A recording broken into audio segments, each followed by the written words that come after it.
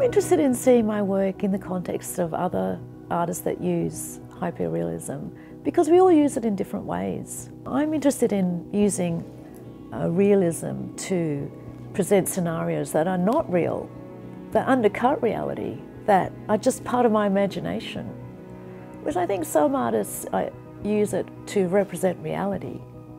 And that's interesting. My work is quite emotional and evokes a response in the viewer which is quite personal and intimate. And I think a lot of realism does that.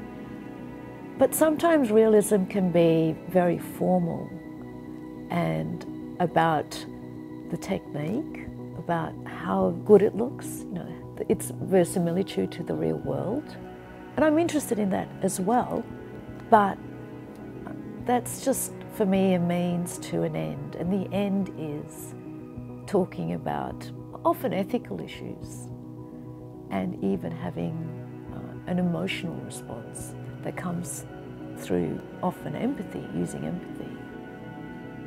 It's almost as though the work doesn't exist until there's an interaction with the work, with the viewer. Like, I could make as much work as I wanted, but if no one sees it, it doesn't exist culturally. And that's why I make work, to be part of that dialogue.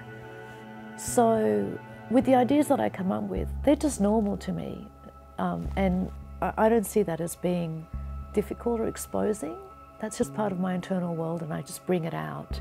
I think when people see my work, there's an immediate response to how it looks and even maybe the ethical issues that it's trying to talk about.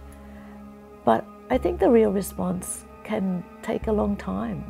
And maybe when they see something on the news the next day or the next week, or when they hear something from a friend and my work comes back to them, that's the real response.